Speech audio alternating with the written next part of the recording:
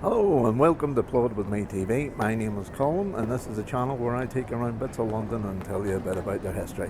And today we're going to do Spitalfields, or at least part of it. And while I'm here, I should mention that if you ever want to come along in person and come around Spitalfields with me, I will be putting tickets on my website, plodwithme.com, in the very near future. Hopefully by the time this one is out and published on YouTube. So feel free to come and do this tour or any other tours that I'm advertising. Okay, but let's get started. We're standing outside Liverpool Street Station and we're going to go over that way. And while I'm walking, I'll give a quick bit of background about the area. So basically, Spitalfields and the area around it has long been a place for immigrants, various waves of immigrants over hundreds of years, and that tradition still continues today. But now, what was everybody waiting for? I don't know. So I'm just going to nip over.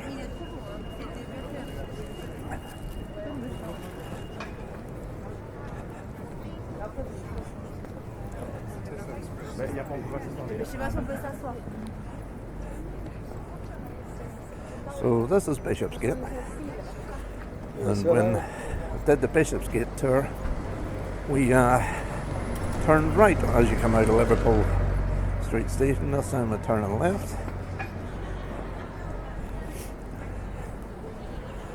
And the first street we're going to come to and go down is called Middlesex Street, but it's more famously known under a name that everybody used to basically call it, which was Petticoat Lane, and that's because it was famous for having a market. I obviously there's been lots of markets still ongoing today for hundreds of years around London. This one was a novelty because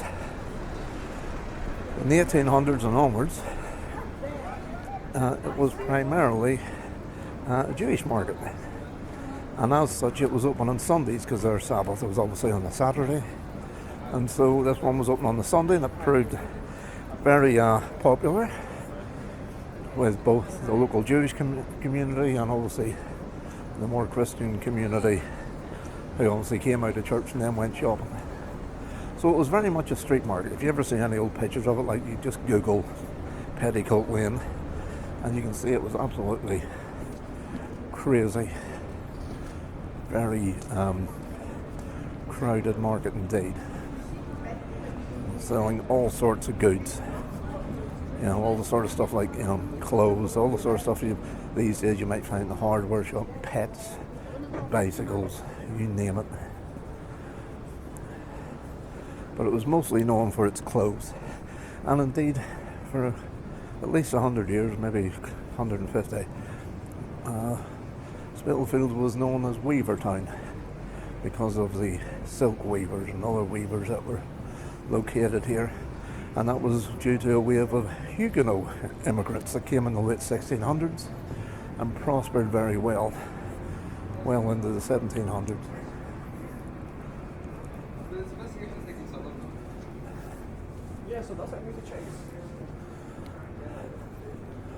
I just thought I would show you this.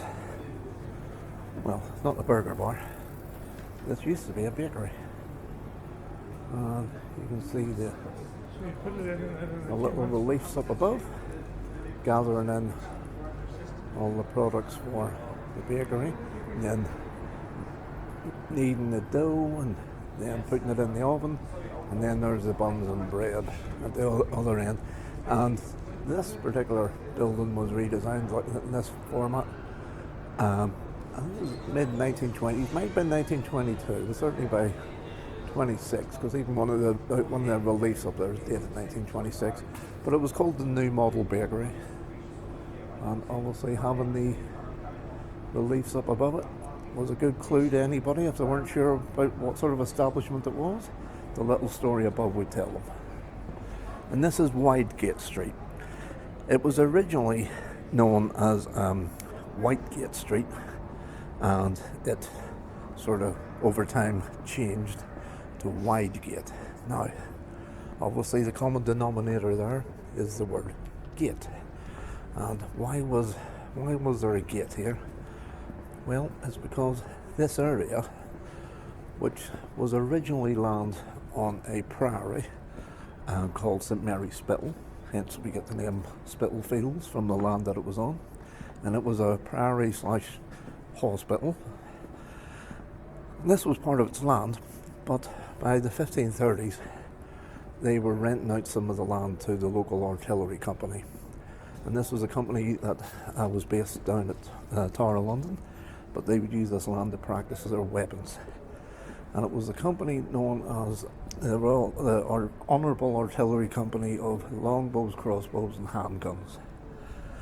And this is where they would come up, practice firing all their various weapons, and that's why you have Artillery Lane, you have Artillery Passage, you have Gun Street and Fort Street. All the military names, all related to its history, dating back to the 1530s onwards. By the 1540s, the priory, along with many, many other monasteries and priories around the country, had been dissolved, and the land was given over in total to pretty much the army lot for a period of time before it's then started getting developed towards houses and that sort of thing. But that's the origins of the military history and why you've got these military names around here. And the White Gate was the gateway into the artillery grounds. Now, we're going to go back down here.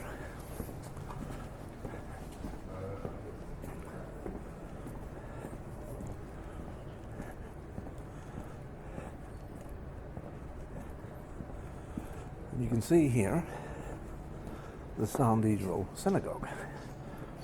Now, again, this tells you, although it's not obvious, tells you some of the story of how different waves of immigrants coming into the area and making use of what was here.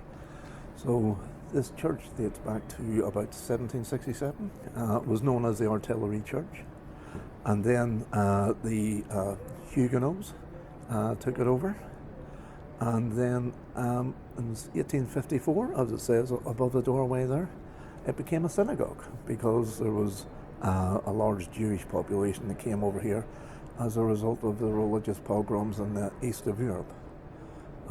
They took over, they bought this church from the Huguenots, and as it says, it became a synagogue from that time until now. And this is still a working synagogue.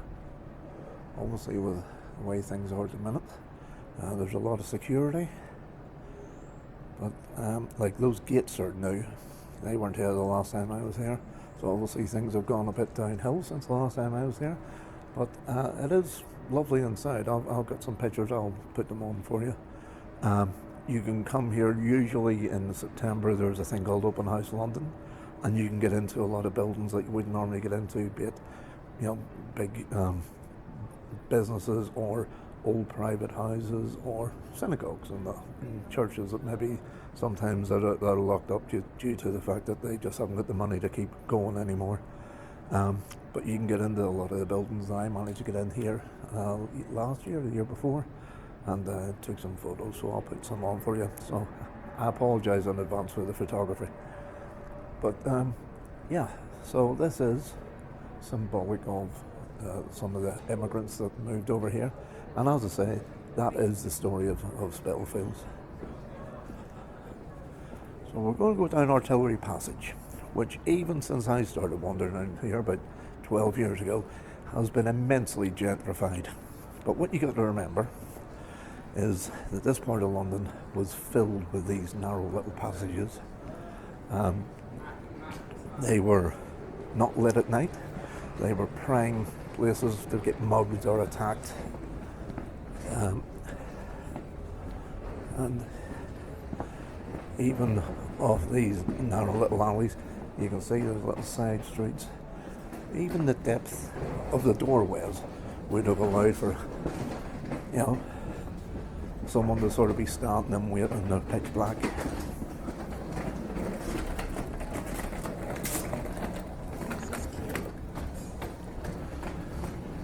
See what I mean? The recess, like I could have stood there. Hold on, I'll tilt down.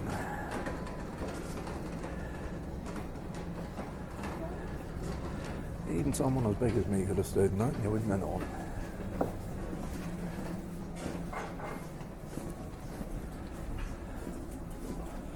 Well, as I say, this is one of the last survivors of these narrow little alleyways, certainly in this part of London.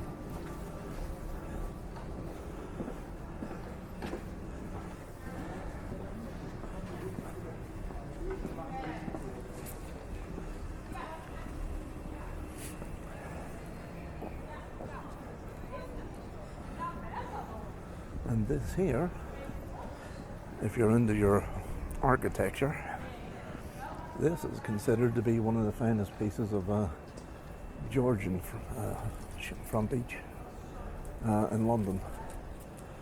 So Georgian architecture was from about 1720 until about 1840. I believe this bit was mid 1700s if memory serves. And very well preserved it is too. And the dwelling from time to time has become different things. It was an art gallery at one stage when I was walking past. Doesn't seem to be much happening there now.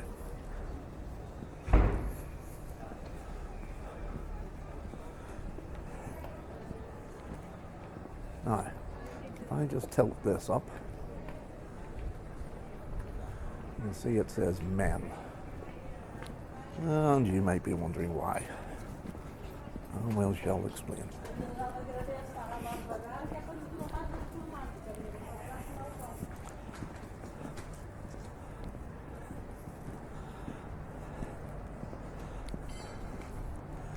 And this one says women. Now, why is this, you might ask?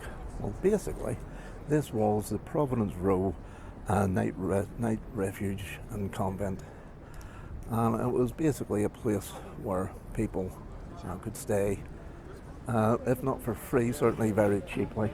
And it was needed around here because, as I said, this place was increasingly a place for immigrants to move over. There's a big sign there. There's a sign here. Close to where the women go, we're looking for letters which immediately precede 7. Right.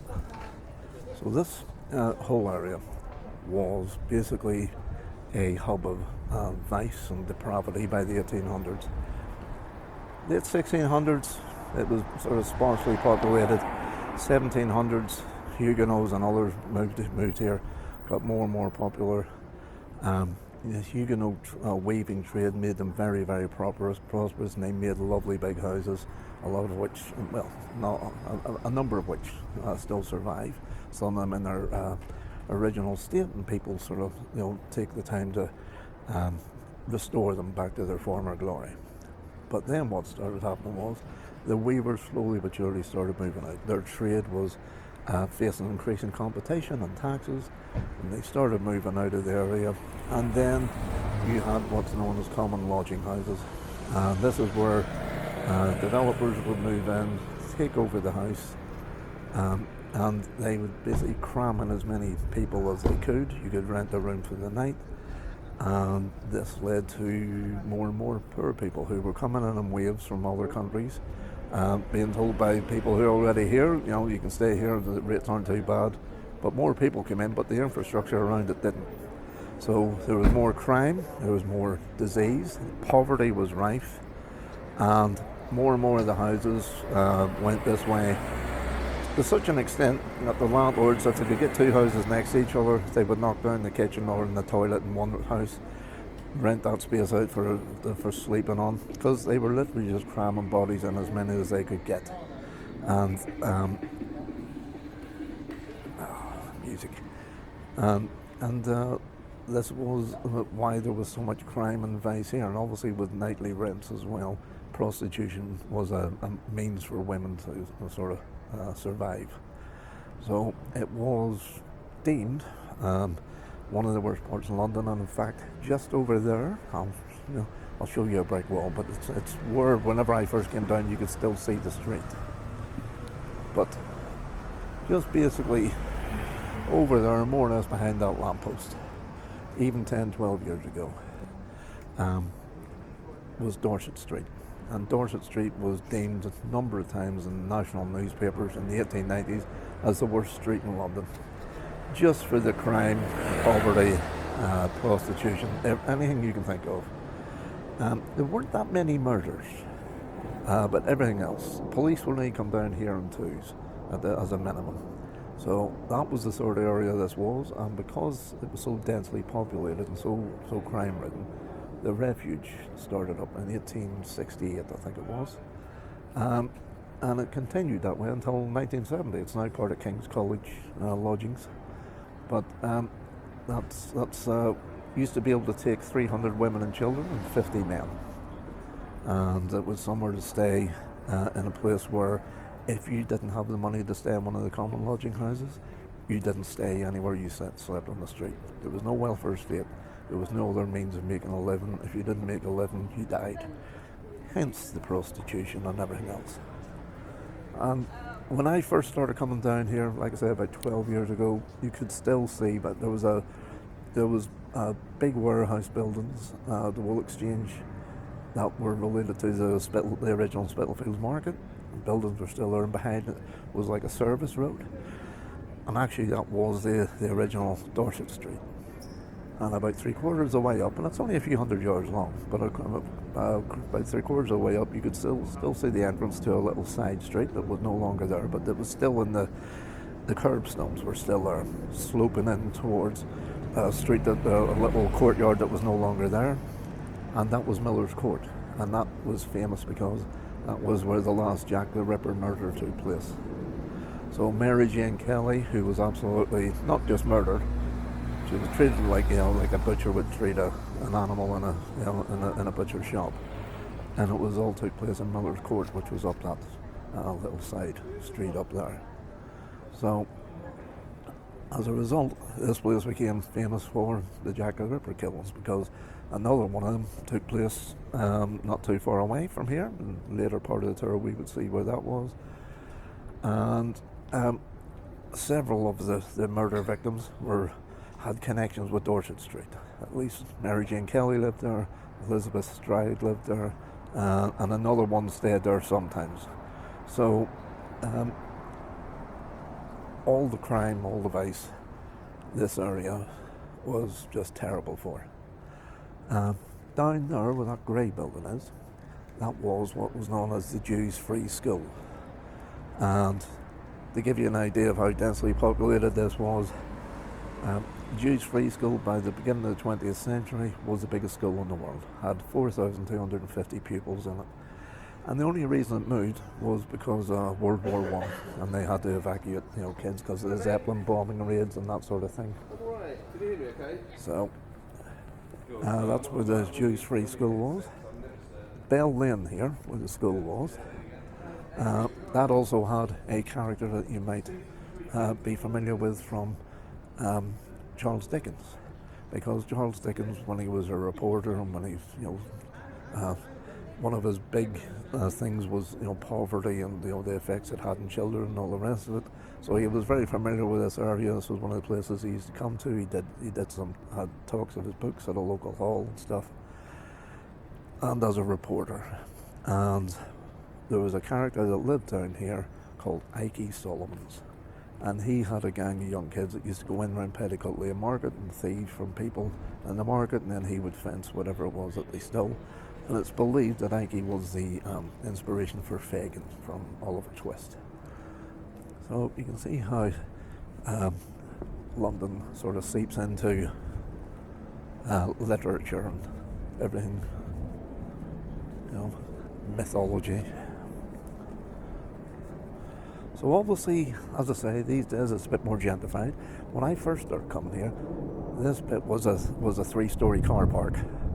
And then you had the little side road down the side of it, which was Dorset Street. And there's a very good book called The Worst Street in London, which I recommend. So I would certainly recommend that if you're interested in the subject of the area. Now, this is White's Row. And White's Row was the birthplace of what I would consider, in terms of rogues and dodgy characters. This would probably be one of my heroes. Guy called Jack Shepherd. Now, you've all heard, I have no doubt, of Harry Houdini, this escapologist. And you know, if someone gets out of a tricky situation, you would say he's a bit of a Houdini. Well, before Harry Houdini was born, around the world, the name Jack Shepherd would have been said in the same vein, because young Jack, in 1720s, 1724, I think it was, in space of 9 months, he got arrested for like petty crime, burglary, that sort of thing. But he kept escaping. Not once, not twice, but 4 times, and twice from London's version of Alcatraz, Newgate Jail, which was just a hell on earth.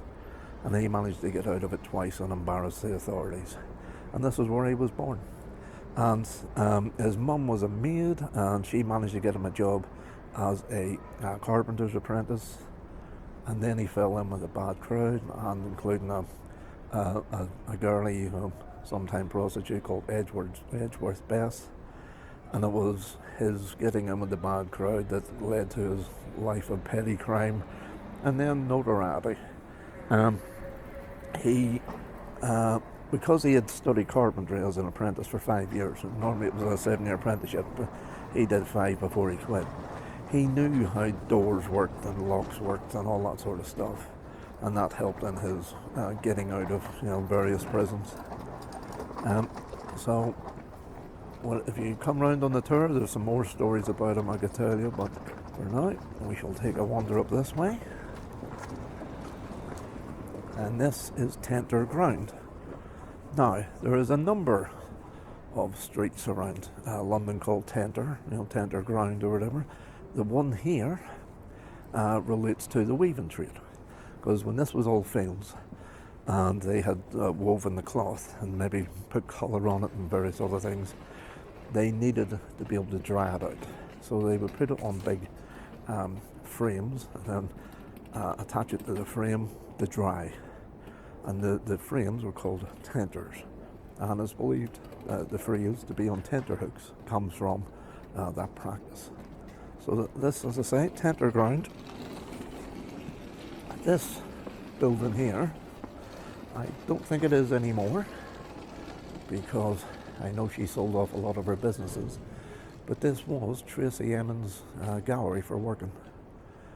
She bought it in, I think it was 2008, got it for a song. It was 4 million quid at the time, and she did a lot of her work from here, and she bought she did good work actually. She bought other establishments in the area, and then she would let them out cheap to artists so that they could afford to live somewhere. But I know whenever she got diagnosed with numerous cancers and was basically on the verge of checking out, she sold a lot of her current buildings that she owned and bought herself a very swanky place. It might have been up in Mayfair, somewhere very exclusive. And I think she basically decided, like, what the hell, I'm not going to be here much longer, I'm going to enjoy it. And she sold a lot of her buildings and moved up there, so I'm not sure if she still has this one on her list of properties. But it was hers at one point. How are we doing on time? I get the feeling I've been talking very quickly. This is going to be one of the shorter tours.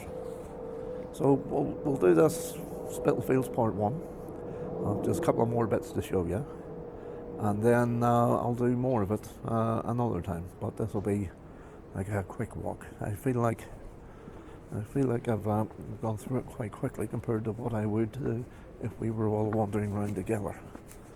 So this is Brown Street, and this is named after the 2 people who founded the Priory in 1187. So they were called Walter and Rosa Brown, and probably be called Brown these days. But basically they raised the money up in the city of London to build the Priory, because they wanted to do something for the needy. And it became quite a big establishment. Ended up over the years with 108 beds, became very famous for the treatment of leprosy. But it was thanks to that couple that it all kicked off, and this street has been named after them as a result.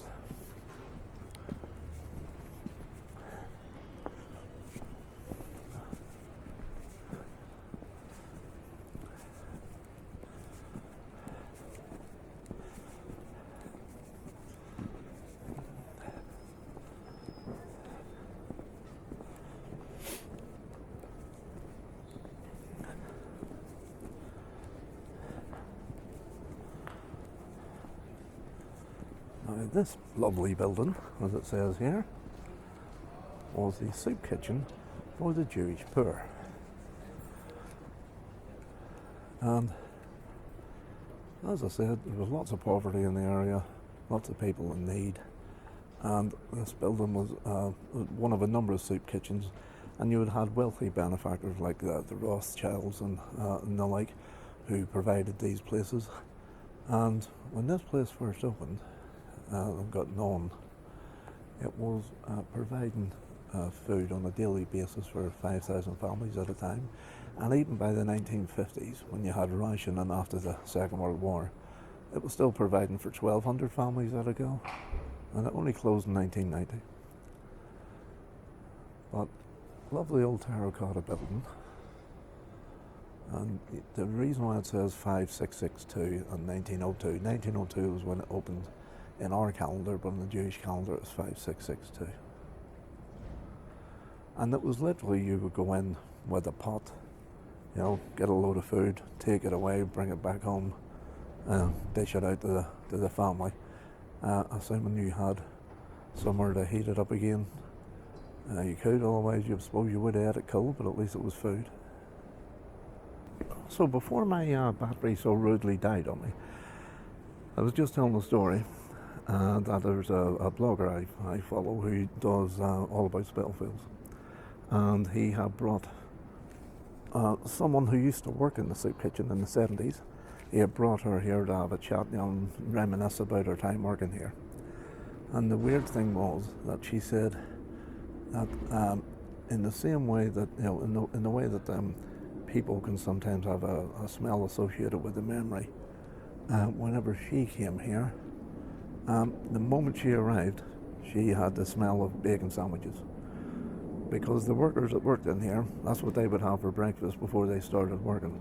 So bacon butties all round, and then they would start serving the public that came in, which is a bit ironic for a Jewish soup kitchen, but you know, novel story. So that was her sort of memory association with this place, just by being here. In the same way that for me, for years, I remember I used to watch, I used to nip home at school, secondary school, I used to nip home and watch TV and have something to eat. And always when I got in, Leonard Parkin was starting to present the news at 1. And for years afterwards, whenever I saw Leonard Parkin, I would suddenly smell tomato soup. Weird, isn't it? So, here we go.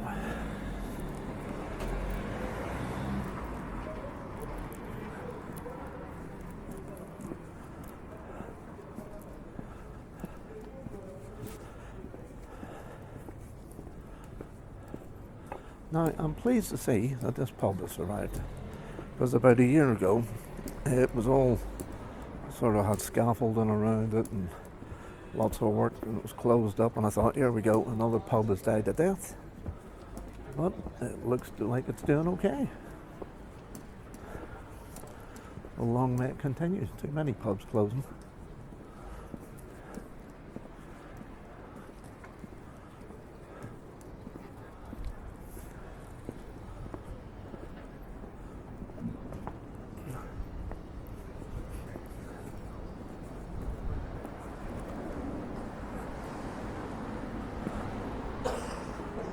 And then for those of you who like novelty names for your barbers, how about Jack the Clipper? London born and bred. Now this is another thing you would see around Spitalfields a lot. A lot of street art. In fact, there are tours of just that, just street art. Not by me. I appreciate a little bit of street art, but I don't know enough about it. So we are up the other end of White's Row, where Jack Shepherd was born. We've just basically come around the other end of it, and now we're just going to nip over the road.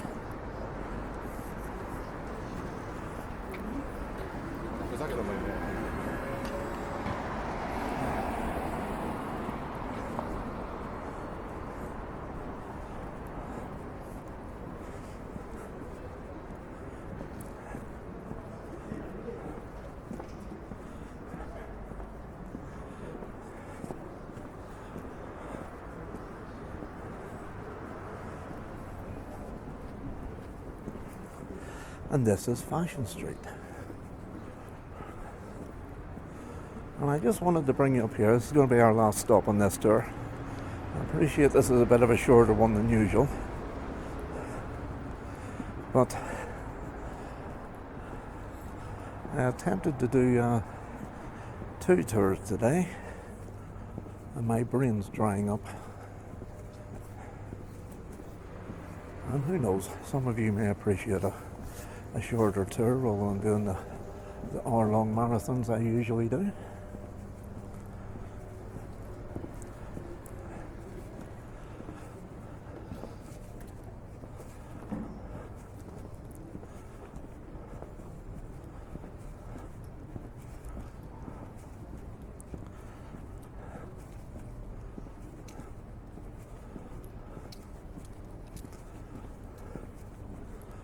So this here building, I hope you can see the architecture with sort of Alhambra influences. This was built in 1905 by a guy called Abraham Davis, and this was a business idea that he had, and this was called the Moorish Market. And it was due to have over 100 shops that had indoor toilets, which was more than most of the houses around here had. So I believe the local kids used to make use of those. But Abraham's vision was that the people at Petticoat Lane would leave the outdoor, rough, ready, sort of market lifestyle that was available there, and come and rent a space here in the Moorish Market. And then you'd have a big undercover one, as I say, out of the elements, and with amenities that you don't have out in the street. But it didn't take off.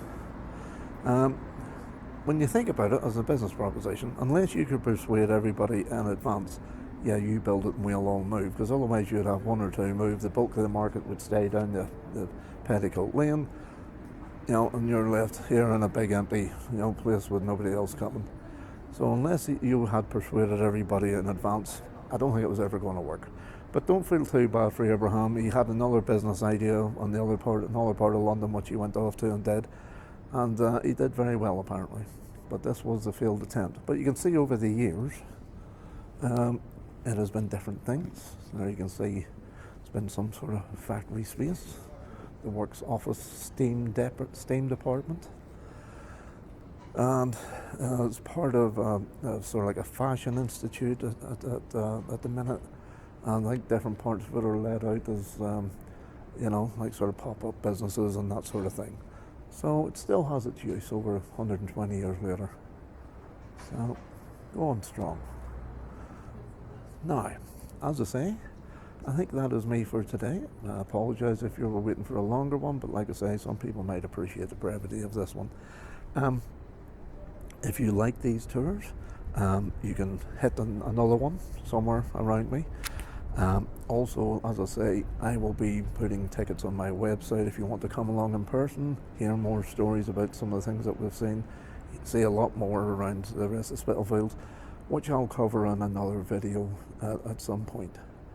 But otherwise, thank you for watching this far. I hope you've enjoyed it. If you have any questions or comments, please leave them below. But thanks for joining me, and hopefully I'll see you next time. Okay, bye.